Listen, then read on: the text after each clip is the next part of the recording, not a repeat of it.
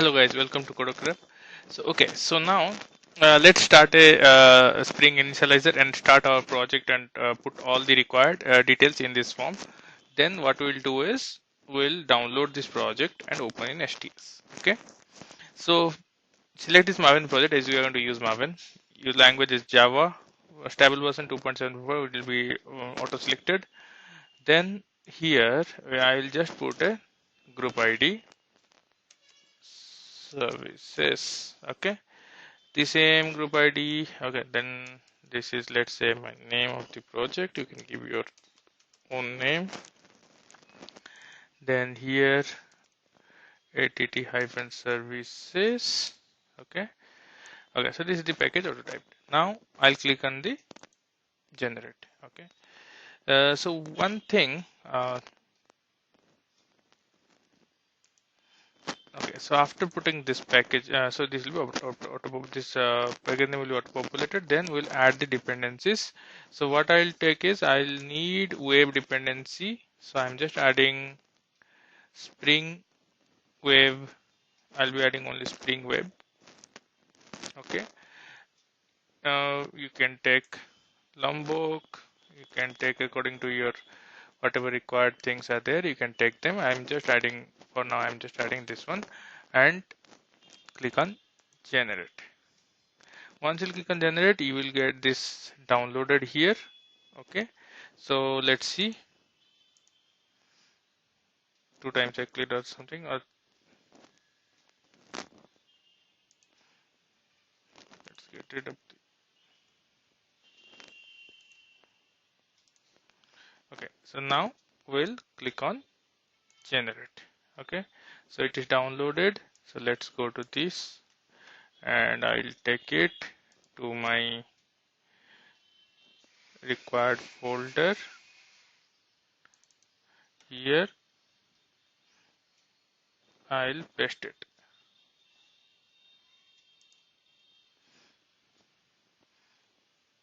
So okay, here I'll paste it. Okay, then let me unzip it, extract all. Okay, okay, I've extracted this thing. Then I'll okay, so now I got this, I've unzipped it successfully. So what I'll do is I'll go to my STS location where I have my STS, and from here I'll open STS. Okay, I've launched STS now. Okay, so now I'll open the project from my system. So let's see, this is the one, right? Okay, I'll just open this one. Finish. It is opened. There's some errors. It will take some time. Yes. Okay, now errors are resolved. I'll go to this path, src main java. Inside that, I'll open this one. Okay, then let's run it. Run as Spring Boot application. Let the console come. Okay, remind me later. The application started, it seems. Let's check this. Okay, att service started, right? Now this is okay.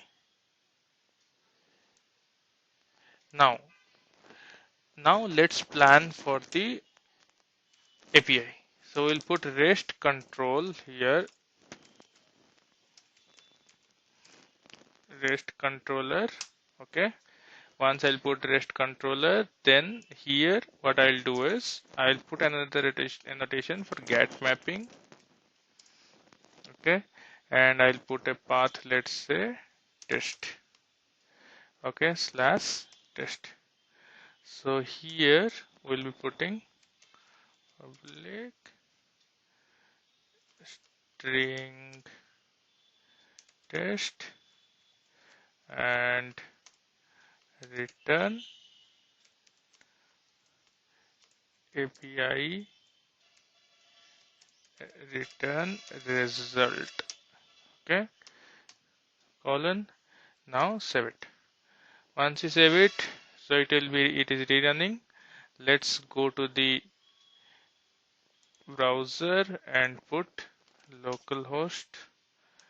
Mine is 8080/test. API return result. Okay, so this is correct. So the API is started. You can check your own port, which port it is running. Mine is it is in 8080. Yours you need to check it here where it is running, right? Okay, so now once this is done, then the first part is done. You have created one API. Okay, now let's go to the form XML. Here what we will do is,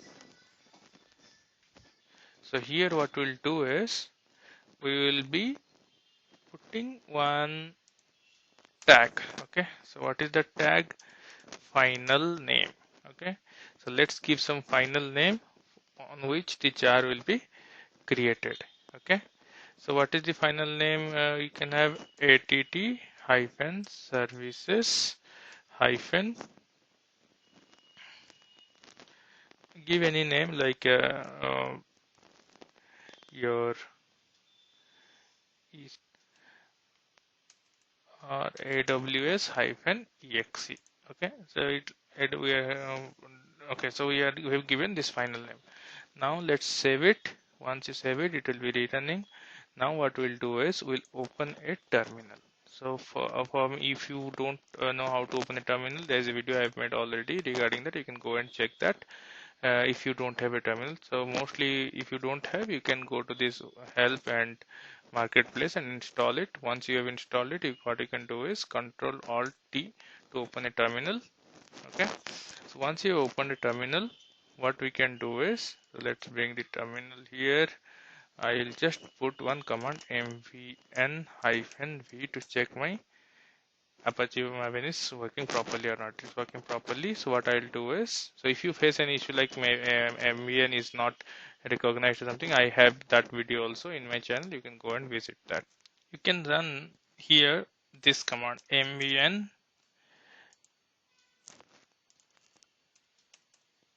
clean install. Okay, so once you will hit this, it will start building your application. Okay, and it will store the jar. It will create a jar. Okay, it will create a jar in your target, and there it will store it. So let's go to the target here, properties. It will build a success, you can see here. Then we'll go to this one here. Okay, so here you will see there is this the same thing which you had given in the final name, that is sitting here, right? So this is basically your application executable jar file which you are going to upload to the EC2 server. Okay, so let's now go to that part. Let's open Putty and connect to the existing session. I'll just load it and open. Okay, once you open it, it will be connecting to the EC2 instance. So let's run a command here, sudo Amazon Linux extras, then install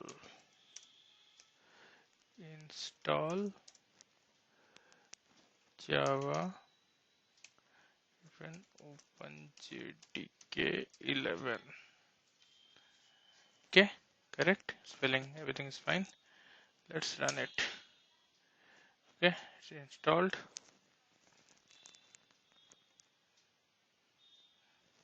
Okay,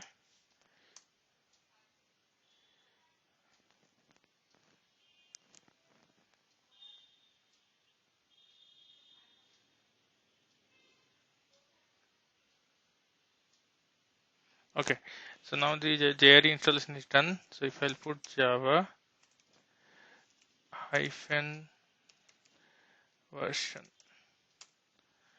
so Java runtime version, the runtime environment is this one, OpenJDK 65-bit server, this. Okay, now if I'll put Java, it will have all the commands. If I'll put Java C, it won't have, because we don't have JDK.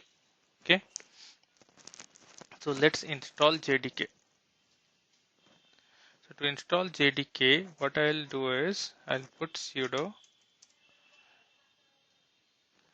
install java hyphen 11 hyphen open JDK hyphen devel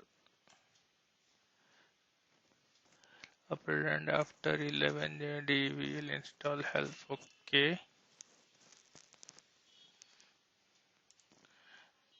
I think I forgot to put the yum sudo yum install java hyphen 11 hyphen 1 JDK hyphen devel. Okay, so JDK installation is done. Now you can see the Java C. Yes, sorry, it is Y. We have not completed yet. Once it is done, Java C compiler is available. So that's all for your JDK and JRE installation in your EC2 instance. Okay, so now this is done. So next thing is let's create a bucket. Okay, so where we'll create a bucket in the S3 storage. So let's search S3. Okay, so this is S3. You can find it inside services also, but here you can search it directly. Okay, so create a bucket. Okay, so let's give a bucket name. I'll give att hyphen services hyphen bkt. Okay, so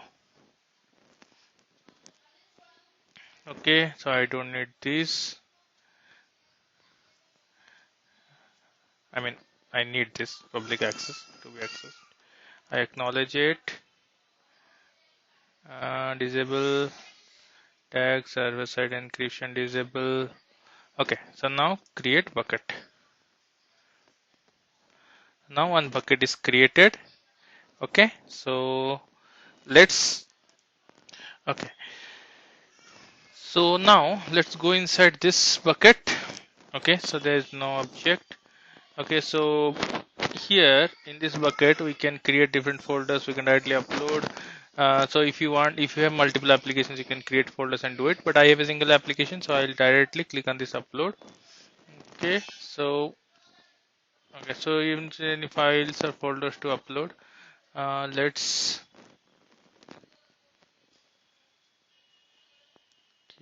att service.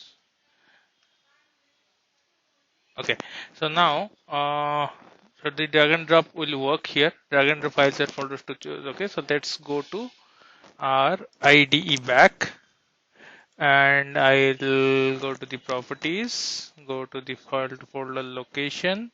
Inside this, this is the jar which I'll be dropping. Okay, so let me drop it to this. I think my drag and drop it little bit slower, so let me just drag and drop it here. Okay, so now it is dropped. 37.8 MB is showing. Okay, no issues. Now let's select this and upload. Okay, it will take a while to upload this.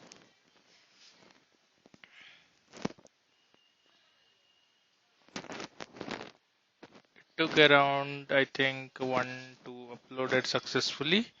Okay, so click on this one and we will see this one as this is the one, right, which we've uploaded recently. So now this object URL which we have created, right, which is populated here when we created the bucket, so that we need. So let's copy this URL, and then what I'll do is I'll open the putty again. Okay, I'll reload the session.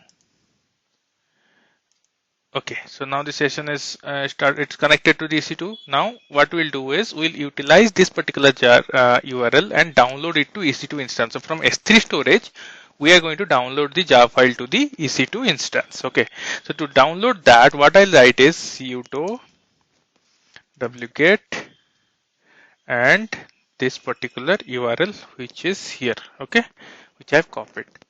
Now, okay, so it is downloaded now, you can see it. But here, there sometimes you will see, like, if your bucket is your uploaded file is not public, what will happen, it may give you 403 forbidden access. So if it gives you for 403 forbidden access, then what you need to do is go to your bucket and select the bucket, then go to this permission. Here you will find a bucket policy. It would be empty for you initially. You click on the edit button, then put this particular thing which I will provide in the description itself. And here in the ATT service bucket, this is my name, my bucket name, whatever bucket name you have given, you put this bucket name before placing it. Okay, once you place it, save the changes. Once you save it, it will become public. You can see this public, right? So once it becomes public, that means you can download it from your EC2 instance. Otherwise, it will not allow you. Okay. So once that is done, your downloading part is also done, right? Now it is ready to be used in an instance. So let's see the list. If it is there, yes, it is there. Okay. Now what I'll do is I'll copy this. Okay, I'll copy, sorry, I'll copy this, and what I'll do is I'll put sudo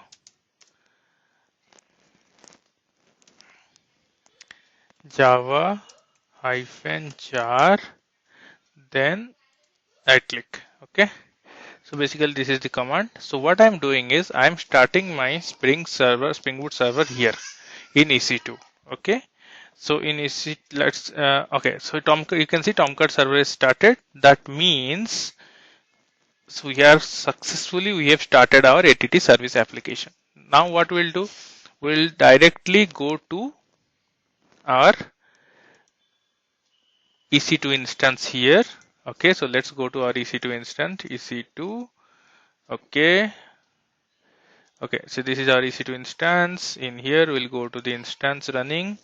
In the details, I would be seeing the. Okay, so now in this instance, this is our URL. This is our base URL. Okay, so we had a test as API, right? So we need to launch that one, but don't launch it. Before that, we need to do one more thing, that is in security, go to the inbound rules. I have already set the inbound rules, but if you don't see the 8080 port here, what you need to do is you need to go to this inbound, click on this launch wizard, then come to this one here, set the inbound rules. Okay, so click on this edit inbound rule, then add the rule and put these values. The first value would be custom TCP. Second value would be your port number, which port you want to connect. We are connecting the Tomcat server on 8080. So we'll be putting 8080 here. Change this to custom or you just put anywhere. Change from custom to anywhere IPv4 port, this one. Okay. Then click on save rules. Okay. So once you do this, you will see one port will be created here, and that will be connected to your 8080 Tomcat server. So then, as your Tomcat server is already running, this will be connected to it. So now you go back to your EC2 instance and copy this URL. Okay, now copy this URL, put it here, then put your port number / your route. Okay, so you can see the result is getting returned. Whatever API return result, whatever we had written here is coming here. Okay, so that's all. Now your application is live. You can go to Postman and do this. Okay, so that's all, guys. I hope you enjoyed it. Thank you.